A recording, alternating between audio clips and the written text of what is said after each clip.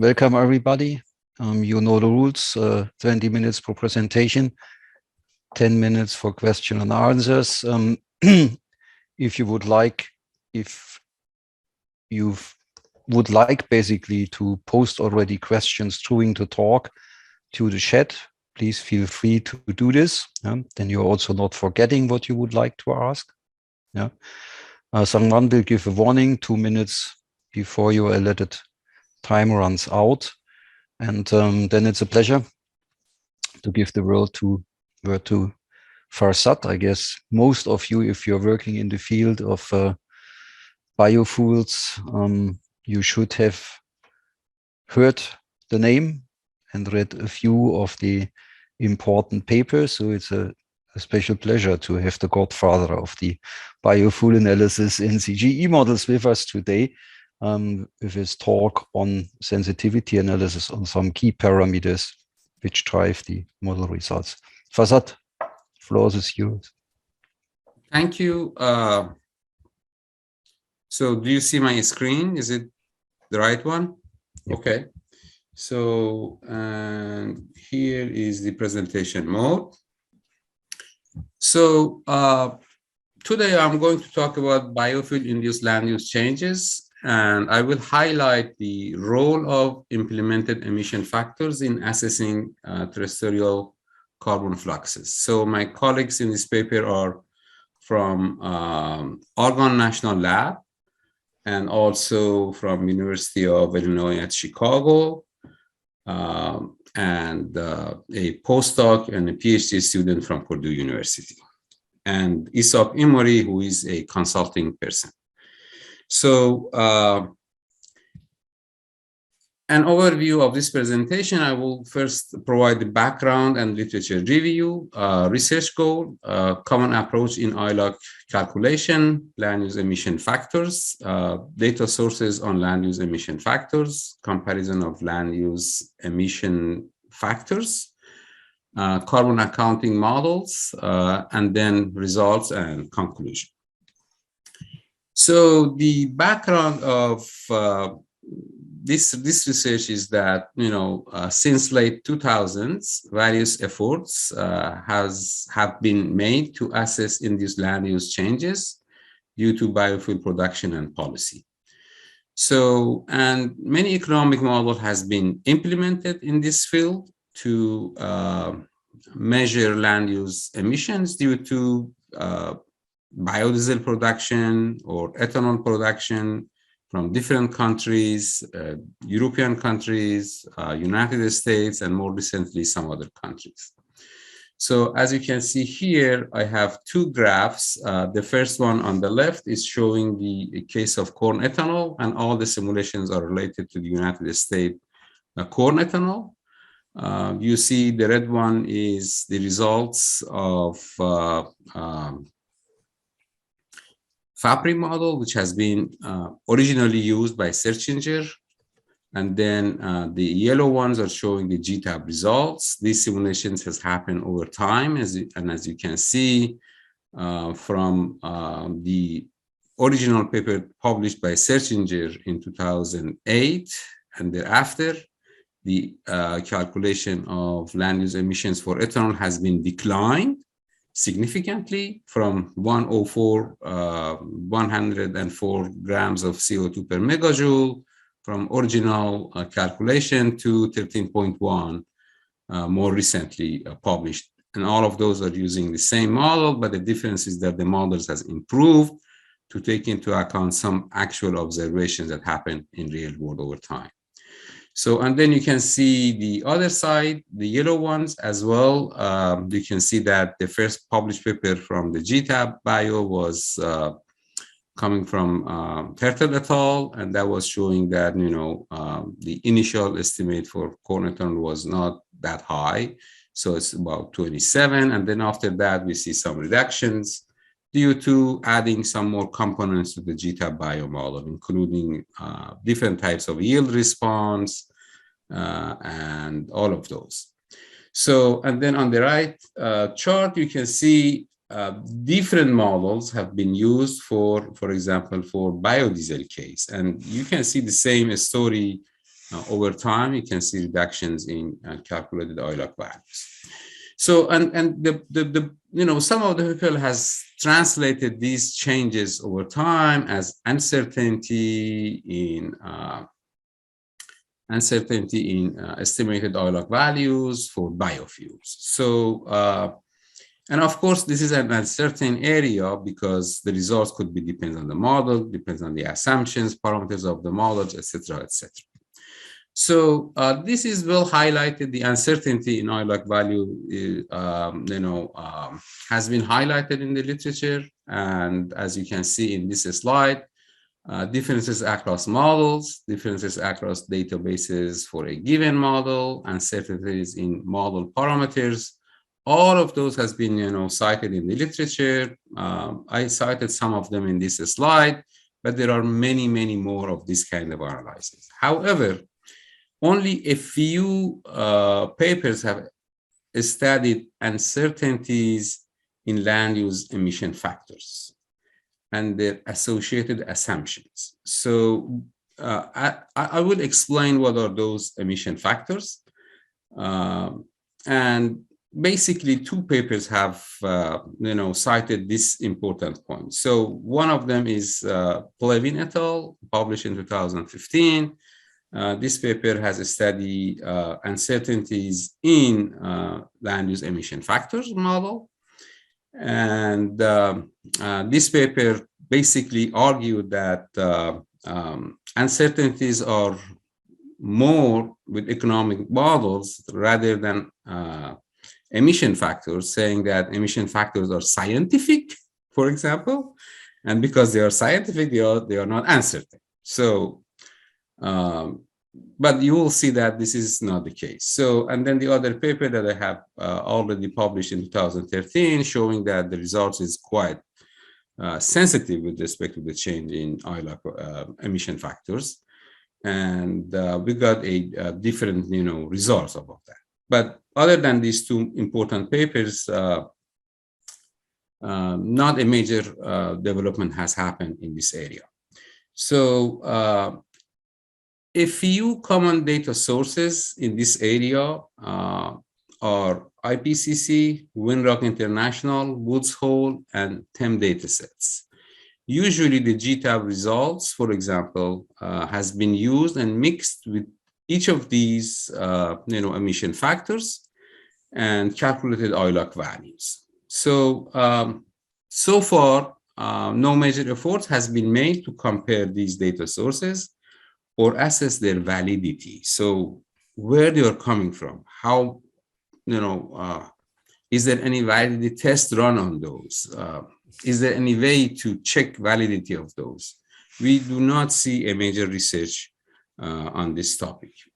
So, the goal of this research are, as mentioned in here, highlight uncertainties in data on land use emission factors, collecting and review the existing data sources, including TEM, which I'm going to introduce those, Woods Hole, Windrock International, IPCC, to determine what are the pros and cons of each of those data sources. And these are not the only data source. The other models, that has been used in this area, they used other, emission factors. For example, globe biome is another, model that has been frequently used to assess land use emission factors. And that model is using entirely different, emission factors in their model. So, in addition to comparing these data sources in the United States, there are two models that have been developed to convert the GTAP results into ILOC values. One of them is named AEZ-EF, and the other one is CCLOB. We call it CCLOB. So, the AEZ-EF has been developed by Rich Plevin et al. And adopted by California Resource Board in their evaluation for ILOC values in combination with the GTAP. The other model has been developed by the Argonne National Lab from the United States, and they are also using GTAP Bio, and they combine GTAP Bio results with CCLOB And you may know that we have a life cycle assessment model. It's called GREET, and GREET is a vehicle tool that has been used all across the world, including in the United States, to evaluate life cycle assessment of different energy pathways. And for biofuels, GREET is using CCLOB to evaluate emission factors, land use emission factors. So in this paper, what we do, we combine the GTAP bio results with both of these two emission calculators. And the GTAP bio results are made for some assessments of sustainable aviation fuel. So the ICAO, the International Civil Aviation Organization of the United States, has developed a program to assess land use emissions due to production of biofuels, because biofuel is will be a major source of fuel for the aviation industry. So they are calculating land use emissions for different pathways of producing sustainable aviation fuels. So in this paper, we combine the results of GTAP for several pathways of SAF in combination with the AEZEF and CCLOB to show how they are different. So the original GTAP results in this paper has been published in two papers, in one paper, and also is adopted by the ICAO in their simulation results. So, however, the ICAO results are calculated only with AEZEF, not with the CCLOB. So we add the additional layers of CCLOB into these calculations.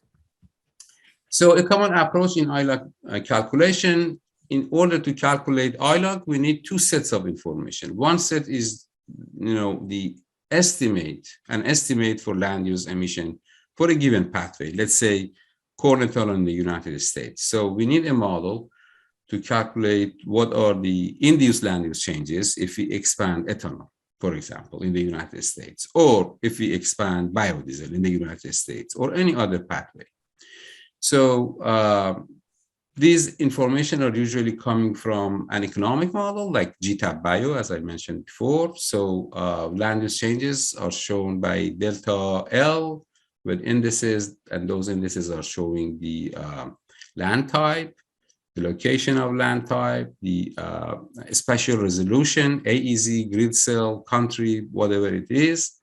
And then in order to calculate land use changes into emissions, for each type of land, we need a factor that captures the carbon content of the type of land use.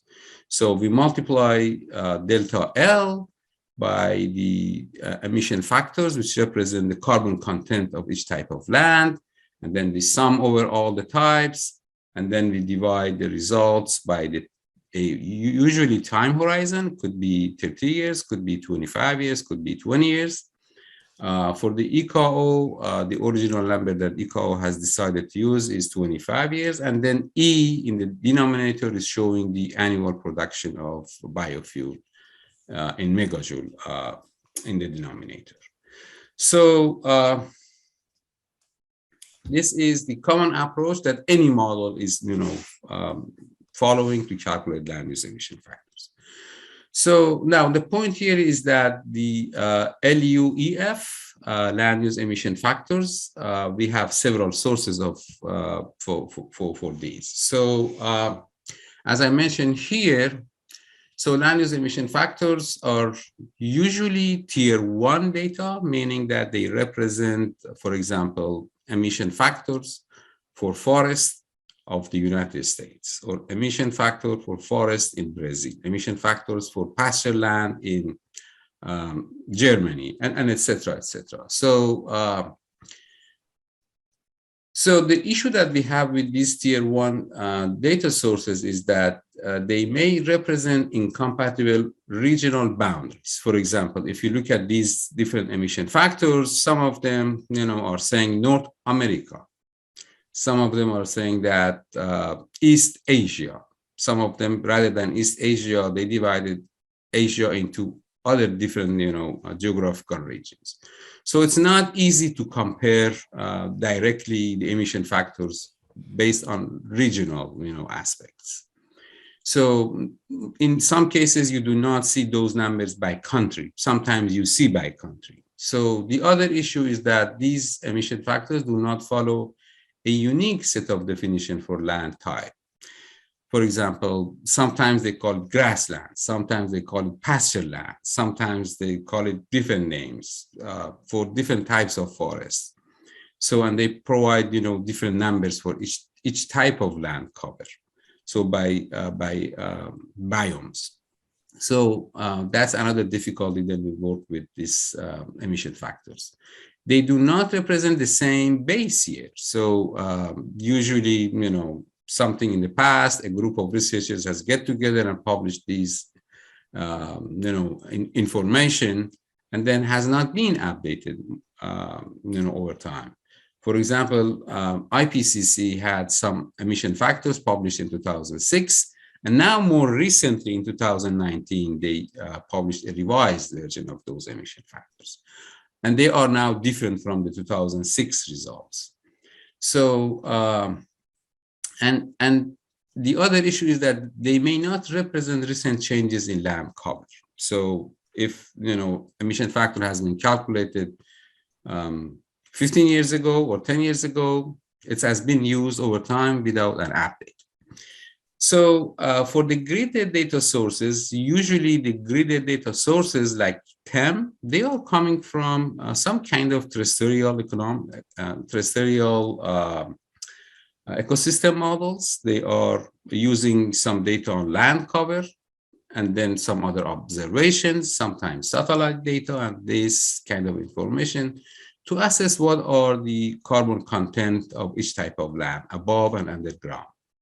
So these type of data are available usually at the grid cell level. For example, TEM, one of these information is obtained, by research that I was leading on. So GlowBiome, for example, is using another set of these kind of, gridded data and then aggregated based on their geographical aggregation. So the advantage of this type of work is that you can aggregate into any geographical aggregation that you need to work with.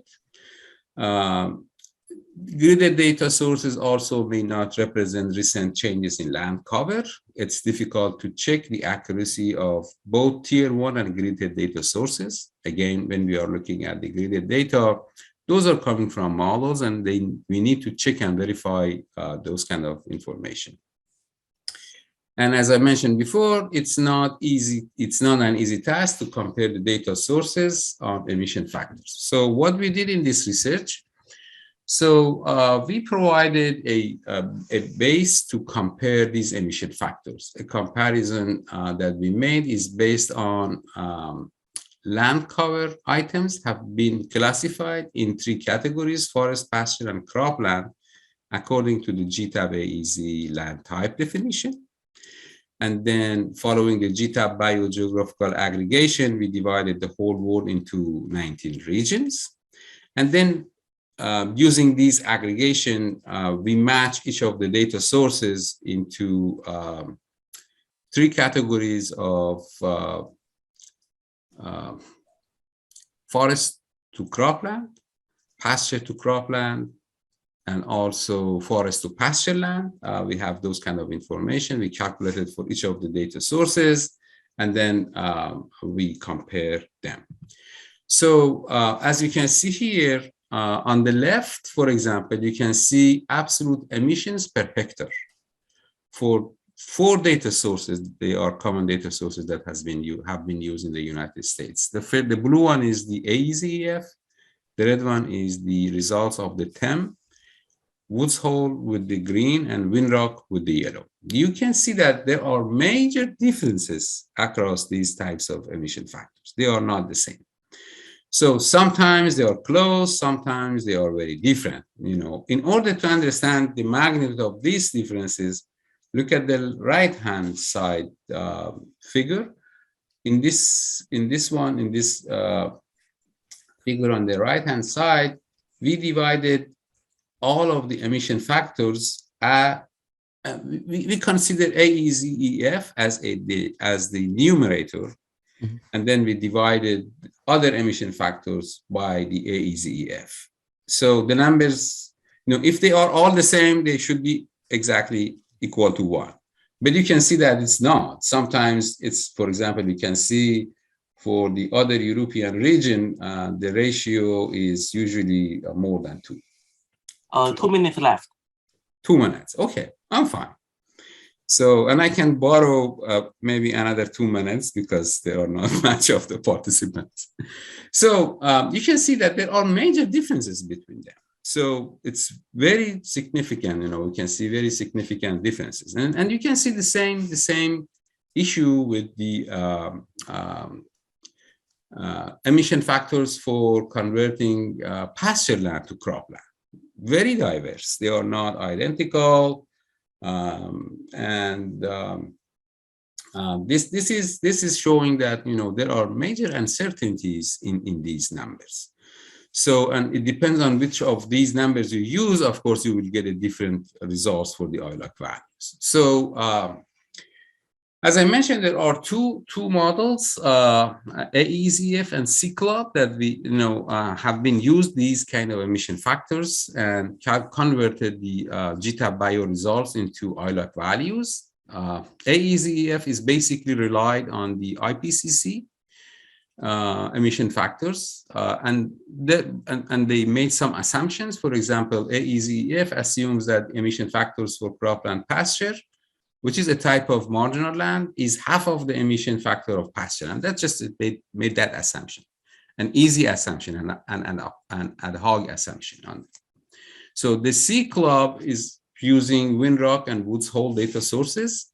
And also they use their own assumptions. For example, again, instead of making the assumption that AEZF for the half rule, CCLOB is using the Century model to assess emission factors for cropland pasture, which is, again, a marginal land.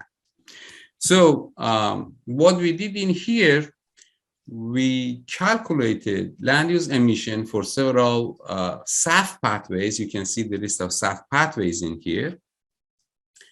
With the AEZF, the middle block is showing the results of the AEZF disaggregated into different sources of emissions. And the last column is the emissions total grams per megajoule for AEZF. And then the next column is the ILOC values obtained from the CCLOB.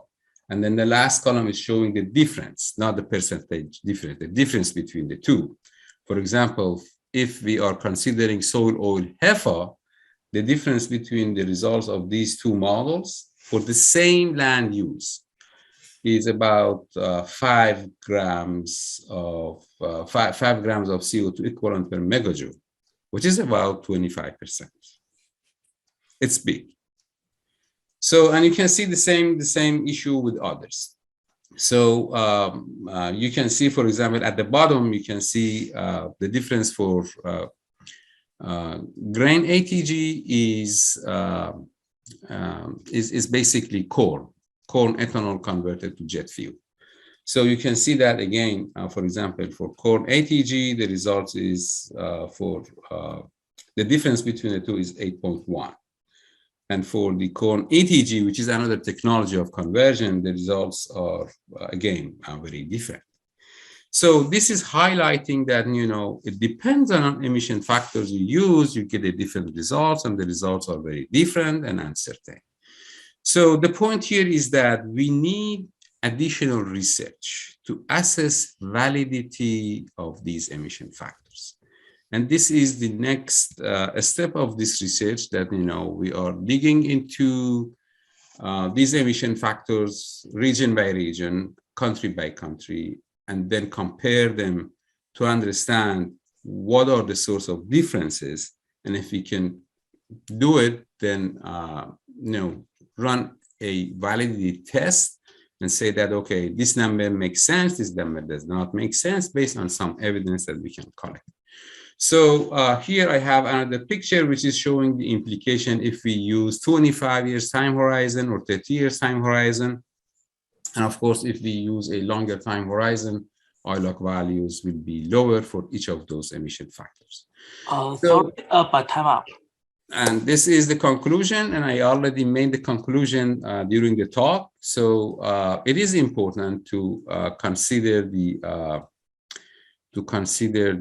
uncertainties in emission factors, and there is a major research needed to evaluate those emission factors. Thank you for your attention, and I'm going to stop at this point. Thank you.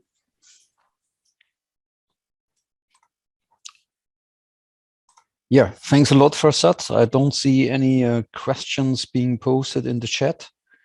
So who acts as the icebreaker and comes up with the first question to this talk?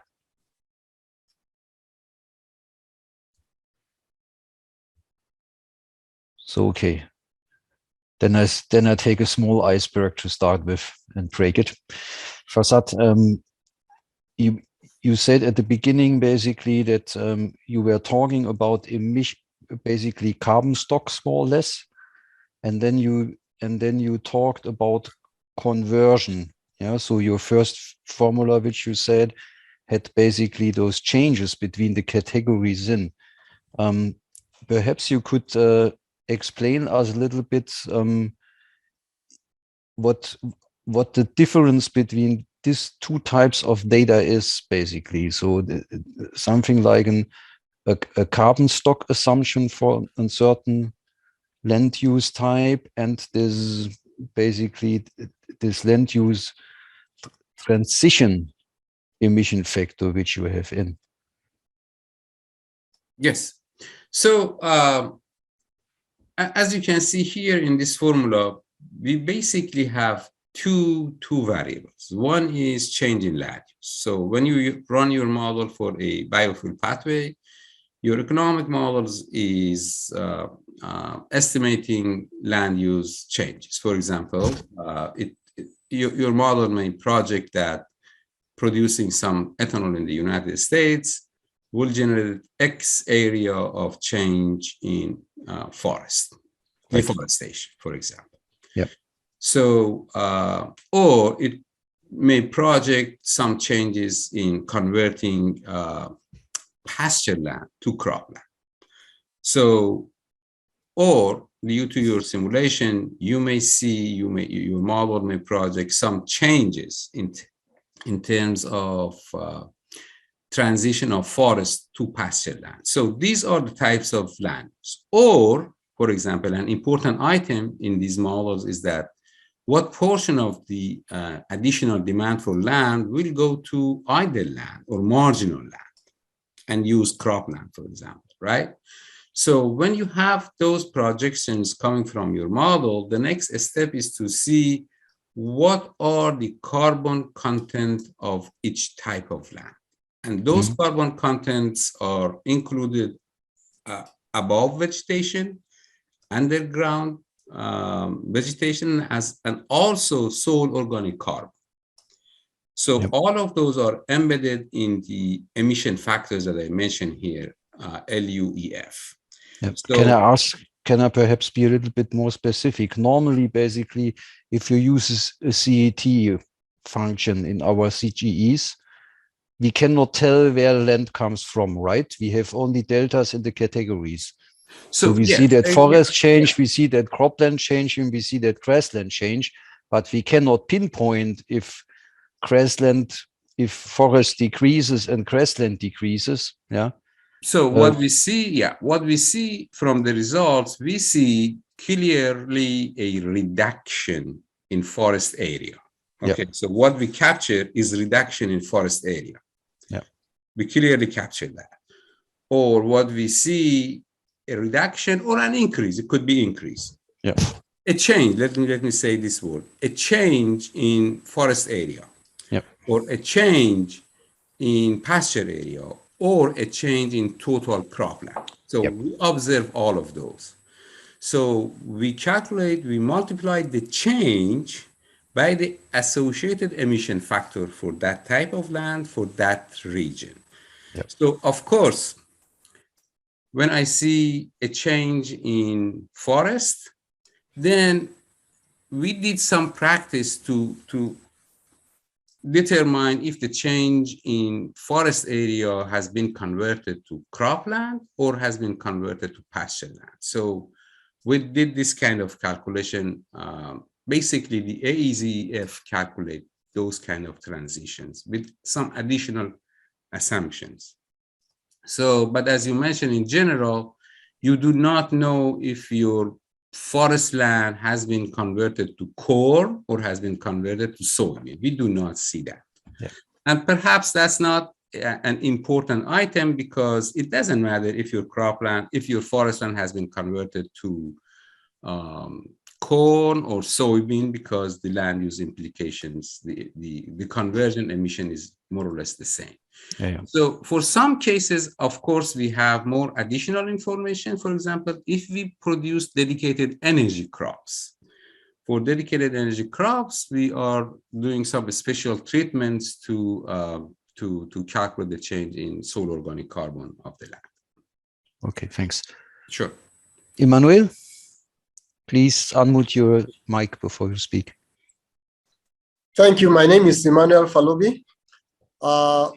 Professor Taheripour, thanks for the well-documented presentation, even though I came in midway. Earlier, I sent a note to you. I don't know whether you got my email requesting your permission to see if I could extend my research work using GTAP Bio. I'm working on the economic and environmental impacts of biofuel on Nigeria's economy. It's my PhD work. And this presentation has really thrown some insight into what I'm doing. And earlier, I've constraints in estimating the indirect land use change calculation for carbon dioxide emission, the GHG emission, for input into my model. But I can, with what you have presented, see some insight into what I'm doing. But my question still remains. For us back here, this is a developing world. We don't have the large-scale crop production dedicated to biofuel here. But what we are trying to do here is to have some percentage of the acreage allotted to biofuel production. How do we accurately estimate the indirect carbon dioxide or GHG emission from such production? So, hello, Emmanuel, and sorry if you communicated with me and I missed your email.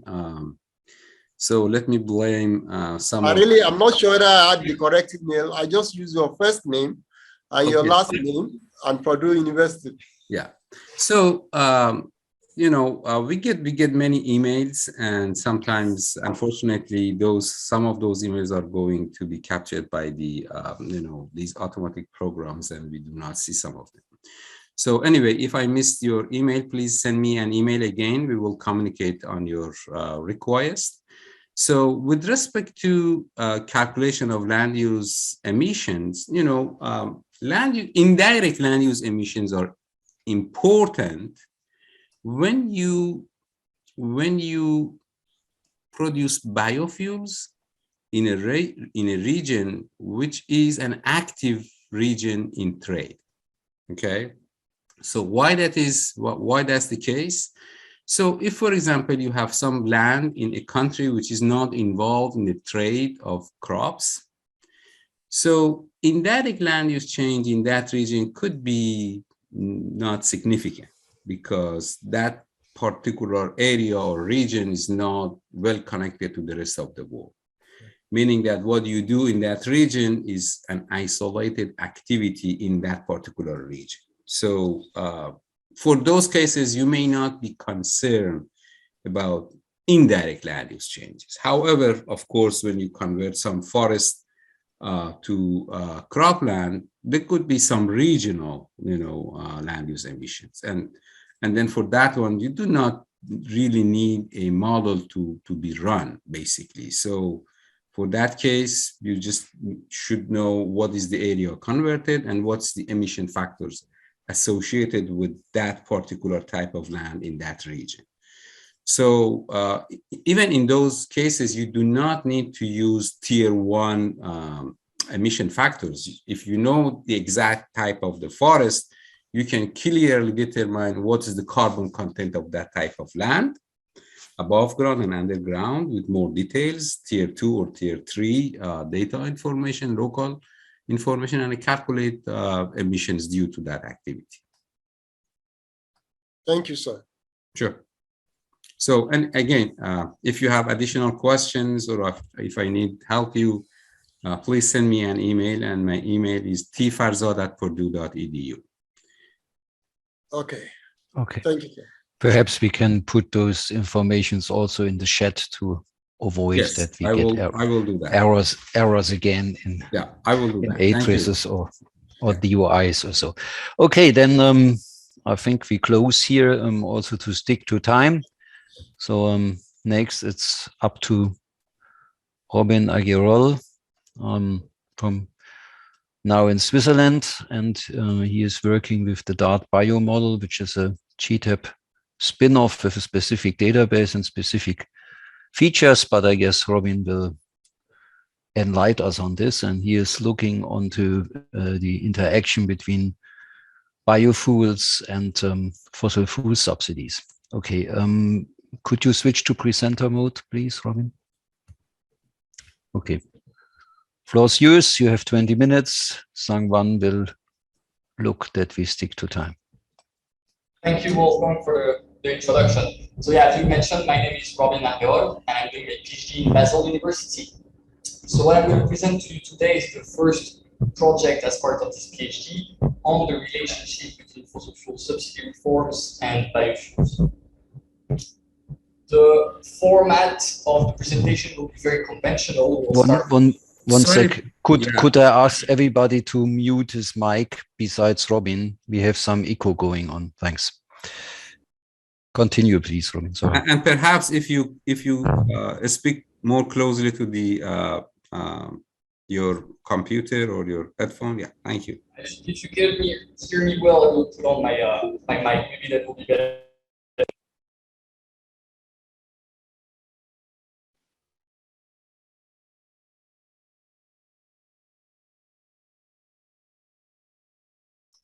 Now the sound is gone.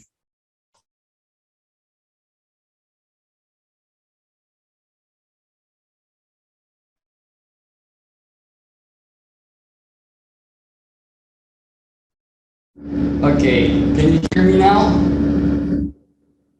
Yeah? Super, I'll try to be a bit louder. Hopefully you will hear me well. So as I mentioned, the format of the presentation will be very conventional. I'll start with an introduction. I will briefly describe the model and data I've used. I will then briefly present my results and conclude. So, okay. So just to give you a bit of context, fossil fuel subsidies are still large today. Pre-tax consumption fossil fuel subsidies have been estimated globally at $450 billion in 2020, using what is called the price gap approach. So using a reference price, often the price on the international market, and comparing this one to a price, a retail price. And this difference is considered using that approach as the subsidy. In the EU, they've been estimated at 52 billion euros in 2020 as well, using a slightly broader definition of subsidies that included tax breaks, for example. So these subsidies are large, but there is a political will to phase them out. This has been mentioned in the G20 2009 Pittsburgh Summit. It was also included in the EU Green Deal. It is one of the targets of the Sustainable Development Goals, and it is in the NDC of 13 different countries. So we see that often the goal of phasing out fossil fuel subsidies is tied to some climate mitigation issue. At the same time, we have biofuel mandates that aim to lower greenhouse gas emission. There is some controversies there we've seen in the last presentation, but this is often at least one of the aims, like in the EU Renewable Energy Directive or the US Renewable Fuel Standard. We know, however, that the penetration of biofuels is impacted by the price of fossil fuels. So we have subsidies on fossil fuels that distort their price, which we know impact biofuels, and we have policies on both of those energy commodities that are likely to impact one another. So the aim of this study is to understand this interconnection between those two policies. Very briefly, the model used to do this is called the dark, that we've used to do this is called the dark bio model. It's the bioeconomy land use version of the dynamic applied regional trade model, the dark model. It is a global recursive dynamic model covering 2011 to 2030. I'm not going to spend a lot of time describing the different features of the model because of a time constraint, and many of you are familiar with most of these features. Maybe one thing of interest to us here is that land supply is heterogeneous in dark bio using the classification of AZ, so agroecological zones, and different land use are accounted for, like pasture and cropland forest, again, that we've seen in the last presentation. And these land use are listed using a CT or constant elasticity of transformation function. The model includes 21 regions, 51 sectors, and 21 factors of productions. Here we see the different sectors of the model. Again, I will be rather brief here, but we have the common crops of the GTAP database. We have the oil that are processed from these crops, as well as the byproducts from these processes, like meals and cakes, and distillers dry grain with solids. These byproducts feed into the livestock sector and the oil in the biofuel sectors. We see here that we have bioethanol from wheat, maize, other grain, sugarcane, and straw, and biodiesel from palm oil and other vegetable oils.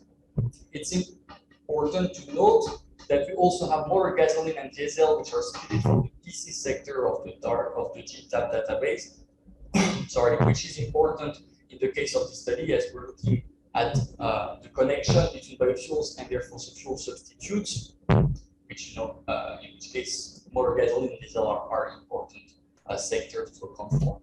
So the base data are largely, the model uses GTAP 9 during its calibration. There is an effort right now to update the database, but it's still a work in process. Some of the sectors you've seen in the last slide, which were splitted from GTAP 9, were also using some additional data, like coming from the FAO, for example. It also uses OECD labor productivity and regional GDP growth projections for the calibration. And to this data was integrated fossil fuel subsidies. We relied on the GTAP 9.2 ES database, which integrate pre-tax consumption fossil fuel subsidies using an IMF estimates that were derived using that price gap approach, which I briefly mentioned. This IMF database was updated in 2021, and what we've done is perform a very sweet a filtering process whereby a rate that was no longer visible in 2021 was dropped from the model, and if it was smaller, we would take the smaller of the two databases, so that we were able to do a very swift and conservative estimate of fossil fuel consumption subsidies on gasoline, diesel, natural gas, and electricity. One of the planned extensions, which is included in the last slide, so I will mention it again at the end of this presentation, is to only use 2021 IMF data and perform the method described by Shepoldev in his article. So we have 4 scenarios. In the first scenario, we refer to it as the reference scenario, where there is no policy on either biofuel or fossil fuels.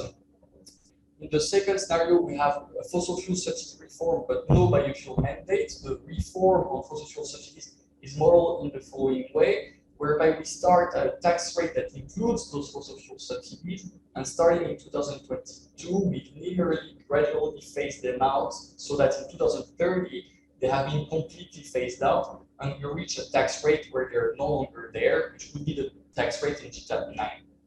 In the third scenario, we have the same fossil fuel subsidy reform. So when I say fossil fuel subsidy reform, I understand that as the phase out, the complete phase out of fossil fuel subsidies, and an EU biofuel mandate. And the fourth scenario, we have no fossil fuel subsidy reform, but an EU biofuel mandate. The EU mandate on biofuel is modeled considering the Renewable Energy Directive, so that the maximum allowed share of conventional biofuel in total energy in transport sector that can come from biofuel does come from biofuel by the end of our simulation in 2030. So that means that each region has 7% of its total energy in the transport sector coming from conventional biofuel. And we also ban biodiesel produced from palm oil, which is one of the measures of renewable energy derivative. So from this, we reach these simulated fossil fuel subsidies. They're estimated at 200 billion in 2011, 137 billion in 2020, and 200 billion in 2030. So we see that we're well below the 450 billion estimated by Barrett using the same approach. We also see that they're concentrated in the electricity sector in blue.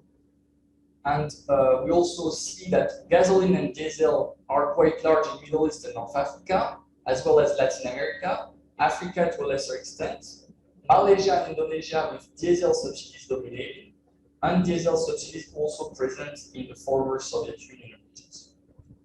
So now we can move to the actual results of the study. We're going to begin with the impact of the fossil fuel subsidy reform on the fossil fuels that are no longer subsidized, so that is gasoline, diesel, natural gas, and electricity.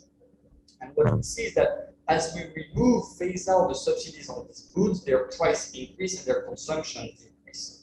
So this is what we see here. I take the example of Middle East and North Africa, and we're looking at numbers in 2030. So by the end of our simulation, once those subsidies have been completely phased out, and indeed we see that the price of these fuels increase and their consumption decrease. This is consistent with macroeconomic theory. This is also consistent with the literature on fossil fuel subsidy reforms. What's interesting is that as consumption in these regions that phased out fossil fuel subsidies decreases, some of it is diverted to the export market, so that it puts a downward pressure on the world price for these commodities. So as a result, import price in the rest of the world, in regions that did not phase out fossil fuel subsidies because they did not have any in our data set, the import price for these fossil fuels dropped there, imports increase and consumption increase. Here we're looking at the case of the EU in 2030 again, and we see that there is an increase in each of these commodities, and if we sum this increase over the four commodities, we find an overall consumption increase in 2030 in the EU of about $5 billion. What's important to note is that while we see this leakage, right, we see this increased consumption in regions that did not phase out fossil fuel subsidies as a result of regions phasing out their fossil fuel subsidies, this is only a partial leakage. This increase in the rest of the world is smaller than the decrease where the reform took place. Now, if we look at the impact of the EU biofuel mandate on fossil fuels, we see that the consumption of fossil fuel decreased in the EU. And this makes sense. We exogenously force the EU regions to consume more biofuel, and so they consume less of the alternative. Here we're looking at gasoline and diesel, which are the direct substitute, and we see that the impact is larger for diesel and EU. What's interesting is we see a similar type of leakage as the fossil fuel subsidy reform, right? As the EU biofuel mandate is implemented, consumption of fossil fuel drops in the EU. This puts a downward pressure on the price for these fuels on the world market, so that import can become cheaper in other regions. And this is what I look here as a compound leakage, in the sense where a region that implements neither policy can see their consumption of fossil fuel increase as a result of these two policies being implemented abroad. Here I take the example of Oceania. I have a few more in appendix if you're interested. But what we find is that the consumption in this region of diesel increased by $0.15 billion as a result of the fossil fuel subsidy reform in other regions, and by $0.12 billion as a result of the EU biofuel mandate. So now let's move on to discuss the impact of the fossil fuel subsidy reform on biofuels. We've seen the impact on fossil fuels. Let's have a look at biofuels. And we know that where the fossil fuel subsidy reform is taking place, where subsidies on fossil fuels are phased out, their price increase. So biofuels become relatively cheaper, and there is some substitution away from fossil fuels to biofuels. Here I take the example of Middle East and North Africa again. We see that the consumption of bioethanol increases by about 600% in 2030. This may seem like a very large increase, but actually the initial consumption there was very small. So in absolute terms, it's a rather marginal change. Now, interestingly, we know that that fossil fuels become relatively cheaper outside of this reform area, right? As imports price drop, meaning that biofuels become relatively more expensive in regions that did not phase out fossil fuel subsidies. And this is what we see on this graph. I know there is a lot of content, bear with me. I'll try to explain the best I can. But what we find first is that the larger the initial consumption and production, the larger the change.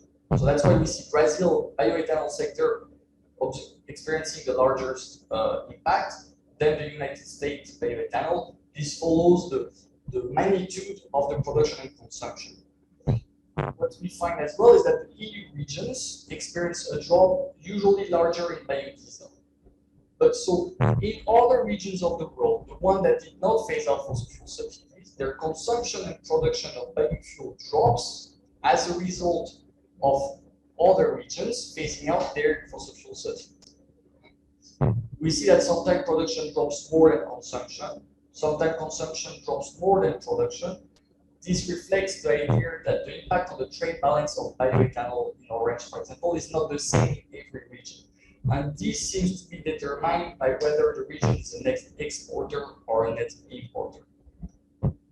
So aligned with these results, we know that in the EU, consumption of biofuel dropped as a result of the fossil fuel subsidy reform abroad. Well, aligned with this result, this means that to reach a certain consumption target, more government support will be needed for biofuels if fossil fuel subsidies are phased out abroad. And this is what we see here. We consider the period 2023 to 2030, which is the period over which we phase out fossil fuel subsidies in our simulation. And we find that the EU governments will need to spend $2 billion more on support to biofuels as a result of the fossil fuel subsidy reform abroad to reach the same consumption target. And we find that this is mostly driven by, well, this is driven by biodiesel, or the support, the increase in support needed is larger in that sector, which matched the result from my previous slide that showed that the drop in consumption was larger there. Now, briefly, before concluding and discussing limitation and planned extension, the impact on the rest of the economy is as follows. The fossil fuel subsidy reform leads to an increase in global consumption of about $52 billion and an increase in global GDP by 0.1%. What's quite nice is that we know that in the US and the EU, for example, where biofuel consumption drops as a result of the fossil fuel subsidy reform, well, we find there that inputs and byproducts of biofuels tend to drop as a result of the fossil fuel subsidy reform. And if we look in the US, where we know that bioethanol is mostly produced from maize, we find that this is true for the maize sector in the US and the sugarcane sector in Brazil, which also match the feedstock used for ethanol production. Now, globally, value of consumption still increase, right? And in all but the energy sectors. So if we consider the biofuel mandates in turn, the impact on GDP is a -1, but it is a very marginal one. So to conclude, phasing out the fossil fuel subsidy or implementing a biofuel subsidy have symmetric impacts on fossil fuels and biofuel markets. Where they are implemented, fossil fuel consumption drop, biofuel consumption increase, so that we have a possible positive additive effect in the sense where regions that implement the fossil fuel subsidy reform, if it starts to implement a biofuel mandate, will need to spend less support, less on biofuel support to reach the same target because it is implementing a fossil fuel subsidy reform. In the rest of the world, however, fossil fuel consumption increase and biofuel consumption drop. And this is again the idea of a compound linkage. This is what we see on this graph. Earlier I mentioned the impact of the fossil fuel subsidy reform abroad on consumption in Oceania, where I said that fossil fuel consumption increased, biofuel consumption drops. the impact of the EU biofuel mandates in that region is the same. Fossil fuel consumption increase, biofuel consumption decreases. So this highlights the interconnectivity of those two policies, right? If they're studied in isolation, we run the risk of underestimating or overestimating the consumption change in fossil fuel or the support needed to achieve a biofuel target, which are important for climate mitigation studies. They have bearing on the results. 2 minutes left. Super, that's perfect. So I wanted to spend the last slide on limitation and planned extension. So I'm sure most of you will have picked on the fact that most limitations are due to the data. So one thing is larger subsidies were more likely to survive this filtering process, but larger subsidies are not necessarily the most likely to be phased out, or at least the most likely to be phased out first. We also have no subsidies in the US and the EU, which we know is factually wrong, and it's very important for our results. We know that pre-tax consumption subsidies, we only consider pre-tax consumption subsidies, and this omits many other types of government supports like tax breaks and risk transfer. We assume that domestic and import subsidy rates are the same, and this is a major assumption that drives our result. We have some level of regional aggregation bias as well, because we know that subsidies in our dataset are concentrated in the Middle East and North Africa regions, but some countries there are net importer of fossil fuels, some are net exporters, which is important for the results as well. So some of the extension planning are intended to address some of these limitations. One is to use a wide range data, right? So we rely only on the 2021 estimate from the IMF and perform this method described by Embodied in his 2018 article to integrate this to the dataset instead of this filtering. We're considering using post-tax subsidies as well, so this big wooden tax. We also only have EU biofuel mandates, but we would like to include global biofuel targets. We're also considering including climate policies through NDC targets, perform a new regional aggregation. And finally, one of the reviewer of the proposal mentioned that he would like to see land use, more on land use. And I admit that this is one of the dimensions of the current version of the article that is missing. And we know that land use is very important for biofuel, but it would be also interesting to see the impact through fossil fuel subsidies, to the impact of fossil fuel subsidy reform on biofuels. This is something we intend to add. And that's it for me. Thank you for your attention. This is still a work in progress, so any input, feedback, observations, suggestions are more than welcome. That they would be very valuable in the coming months. Thank you. Okay, thanks a lot, Robin, also for sticking to the time. I haven't seen any questions in the chat.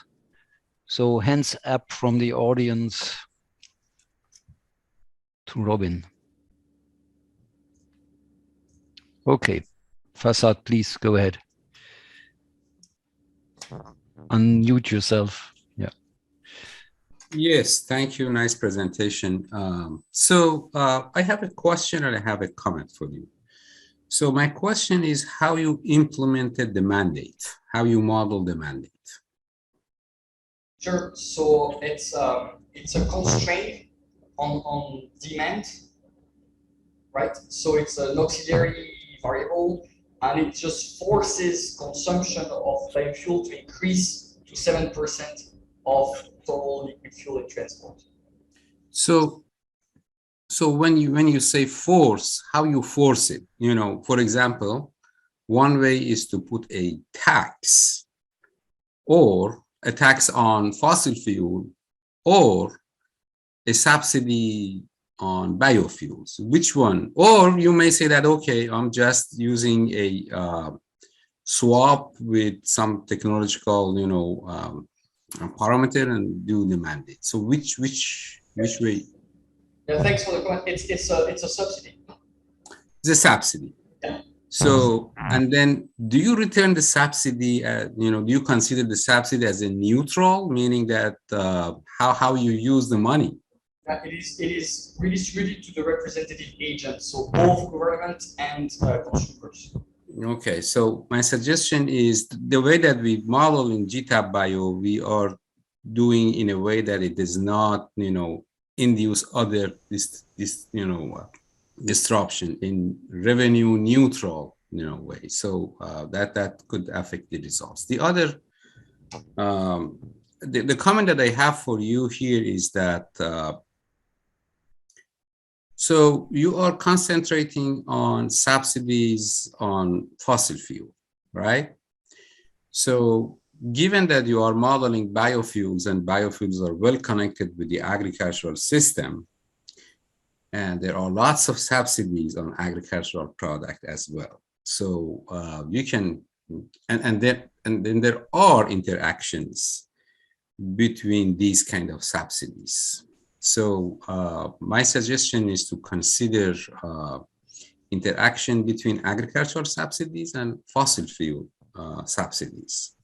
So when you implement your biofuel mandate, that also could change the context of agricultural subsidies, and it's important to highlight that. I have a paper in that context looking at the interaction between agricultural subsidies and fossil fuel subsidies and other subsidies. So I think you will enhance your research in that way. Thank you very, very much for the feedback. I will definitely look into it, and you're absolutely right that this interaction between these subsidies in the agricultural sector and biofuel, would be very, very relevant and interesting.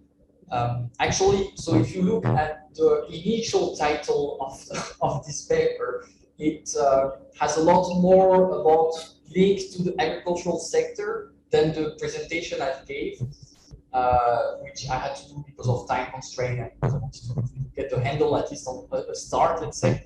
But yes, this is something you're absolutely right, and I want to spend more time looking at these interactions. I will definitely look into the article if you know the name from the top of your head. I will post the title of the paper in the chat box.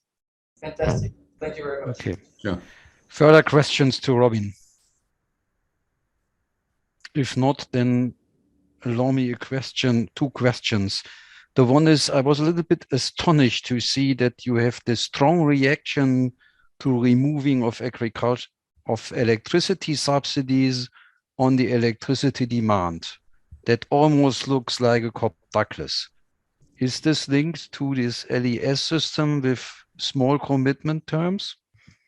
So this is also something that I've been scratching my head around, because there is a price elasticity that is not very high, but that is not, it's not a guarantee for Cobb-Douglas. And yeah, I'm also trying to understand. I thought that it could be due to input shares, as many other fuels enter electricity, but I'm not quite sure, and I'm looking into it actually at the moment.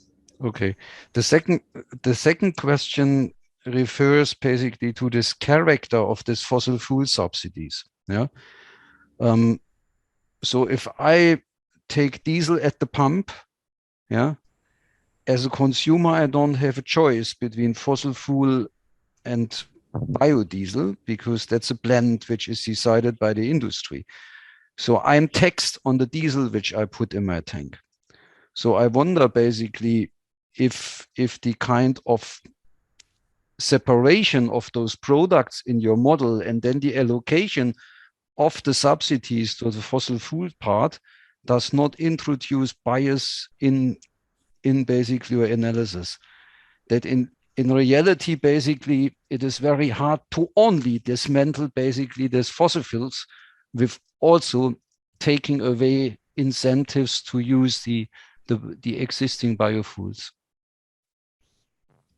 Yeah, so I don't want to, that's absolutely right. And I don't want to make any mistake in my answer, but so I know that some of the subsidies are on intermediate, and I know that biofuels enter much more on the intermediate side than on the final demand side. I'm actually not sure whether they enter at all in the final demand. So I think as long as this is true, we're kind of circumventing away from that bias, but I don't know if that enters in some other way the analysis.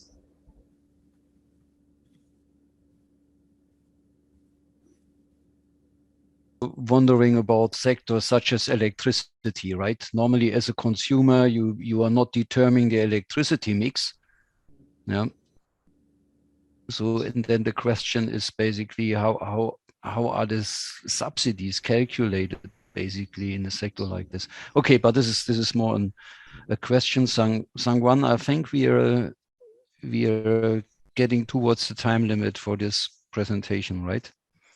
That's very true. And I'm hoping I can try to track down the IMF approach, and it actually relies on the International Energy Agency approach, whether I can find somewhere there an answer, a better answer to that question. Yeah, we have 2 more minutes left for the discussion session. Yeah. So Farzad, one quick question, or is this still the raised hand from before? No, I'm sorry. It's just from the earlier question. Let me lower my hand. Thank you. Okay. Then if there are no further questions, I would still remind everybody that naturally we are not restricted to communicating with each other during the Zoom meetings and sessions. Yeah.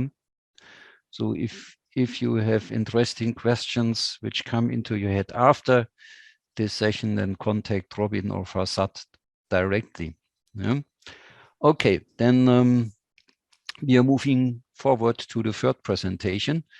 I guess Emmanuel will be the presenter here, and he will tell us something on biofuel programs in Nigeria and their impacts based on CGE analysis. Floor is yours, Emmanuel. Please share your screen. Okay. Thank you, Prof. Let me share my screen.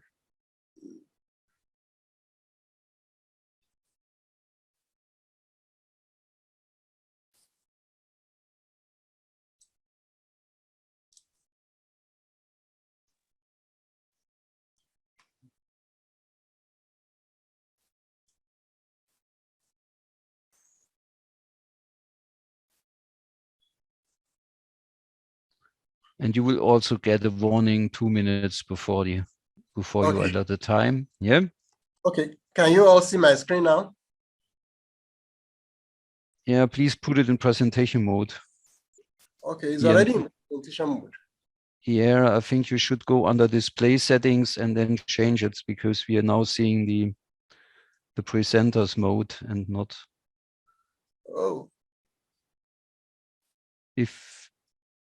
If you move up where it says display settings in this menu bar, I think then you can one you can switch. Not there, the next one, display settings. I think there you can switch.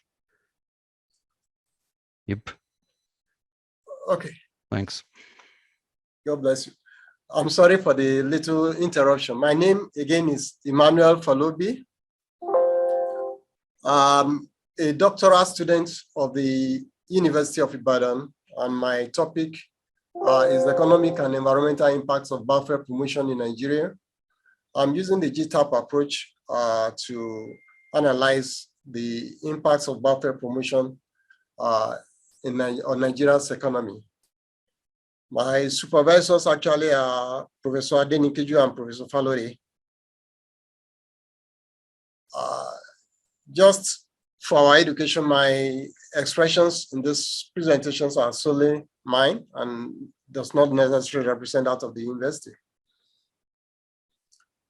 Basic outline is to show the model overview of, apart from the introduction, model overview, data parameters, methodology, simulation.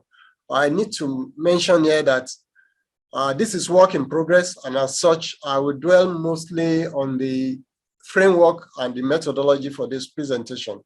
And I will expect comments from the audience. Thanks so very much.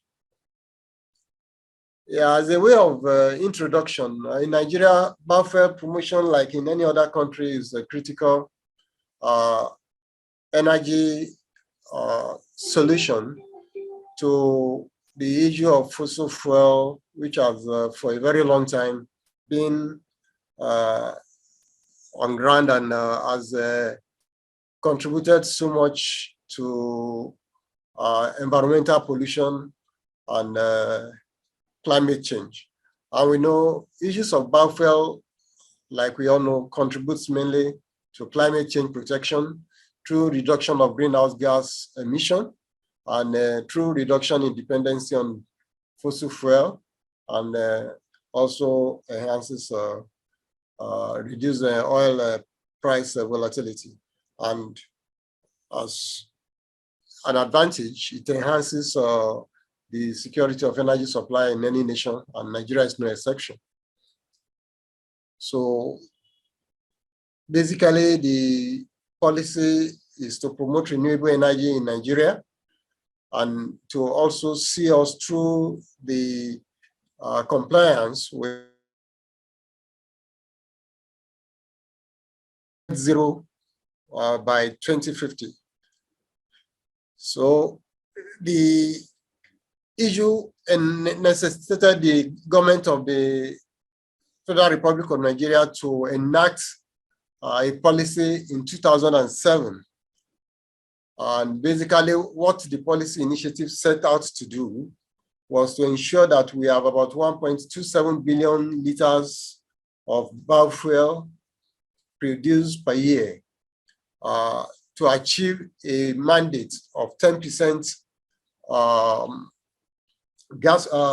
blending gasoline of biofuel as at 2010, even though that has not been achieved due to some constraints. Technologically, we could not take off as at the time we intended. So we are still on that. But in the literature, there are several studies on biofuel, particularly those by Professor Taheripour and the likes, to address the economy-wide impact of biofuel and its promotion across nations. This is also applicable to us in Nigeria.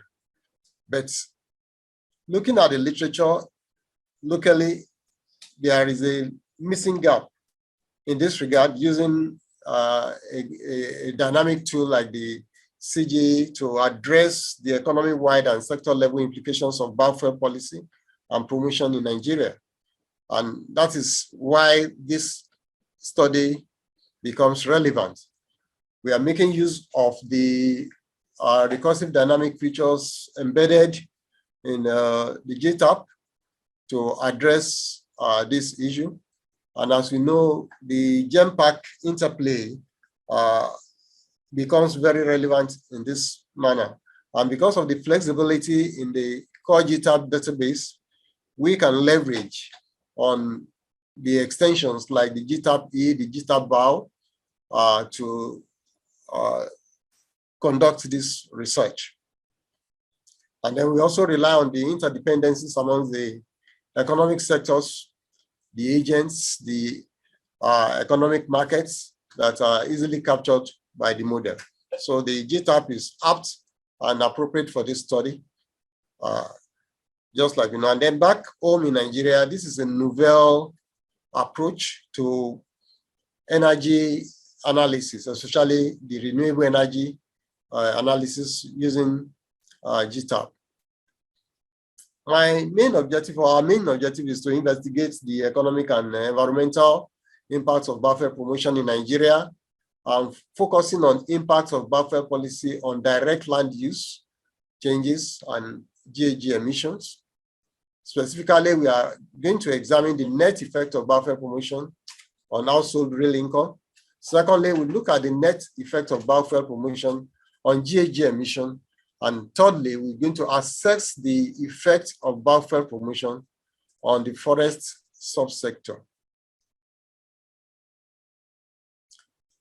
Our model overview, we're going to look at the year-on-year capital accumulation for the dynamic model. And usually the equation is as given above.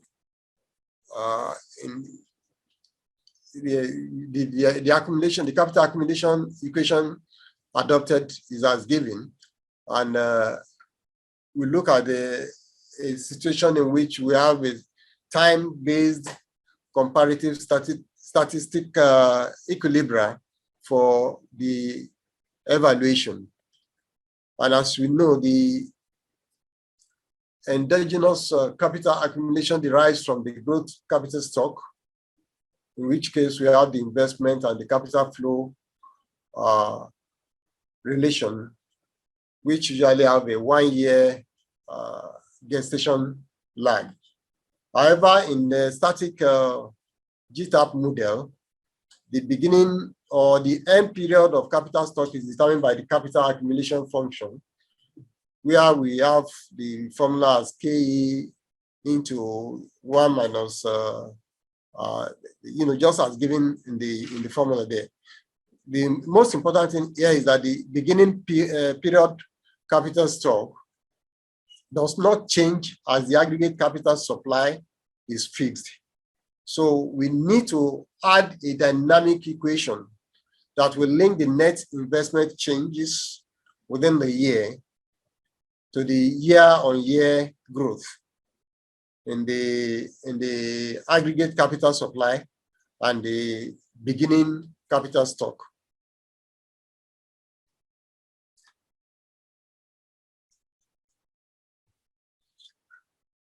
The recursive dynamic model being applied is characterized by these technologies, the CAS and the CAT functional forms. The constant elasticity of substitution is characterizing the production behavior, while the CAT technology characterizes the land supply, respectively. So we are leveraging on the GTAP for the interfuel substitution, the capital energy substitutability and complementarity, trade elasticity, carbon tax revenue and expenditure, and carbon emission trading after Boniax and Trong 2002. Our household, as usual, are represented by a non-nominative CDE function form, and the land use biofuel sectors are fully represented in the model. The core data for this assignment is derived mainly from the social accounting matrix for Nigeria, which has been calibrated to a revised version of the 2011 version after Nwafo et al. And Sedek et al. 2012. In addition, we are using the input-output table from the national accounts data, which has been provided by the Nigerian Bureau of Statistics and the Central Bank of Nigeria. And then thirdly, we are leveraging on the flexibility in the GTAP 9 version database, which disaggregates countries into 140 regions and 57 sectors and 8 factors of production, with 3 benchmark years, 2004, 2007, and 2011. As we all know, the GTAP 9 has 4 distinct blocks. We have the disaggregated energy sector, which identifies biofuel as a separate subsector. This really is a great factor for this assignment. We also have the disaggregated agricultural sector, which identified biofuel feedstock as a subsector. And then we have the disaggregated energy intensive manufacturing sectors, such as iron and steel, pulp and paper, etc. Then we have a fuller representation of land types and uses, including cropland, forest lands, grasslands, and pasture lands. For this assignment, we have mapped Nigeria into 2 regions. We have Nigeria and the rest of the world, and we have sectors which are 9 in number: agric, crude, petroleum, natural gas, oil refining, manufacturing, electricity, transport, services, and public admin.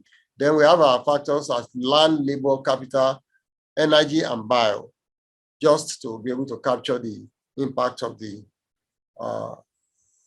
economic, the biofuel. Then in a nutshell, the SAM, or the social accounting matrix for Nigeria, is as shown here. We can see the commodities, the production sector, and the industries and other agents, being fully captured. And here, I need to mention here that the elasticity parameters are exogenous, and they describe the supply and demand responsiveness to changes in relative prices and income. And the parameters needed for this study are obtained from the GTAP 9 database, and also those in the literature, those existing in the literature.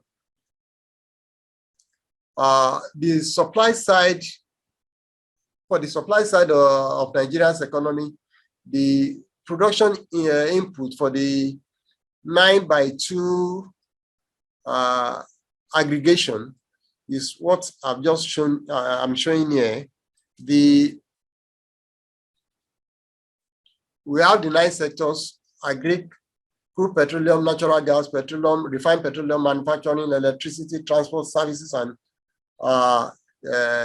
the non-traded goods. And then we have other factors, like we have specified the factor endowments. So this is just to show us the way we have aggregated the model. Then this simply shows us the way we have mapped the 140 region in the GTAP 9 into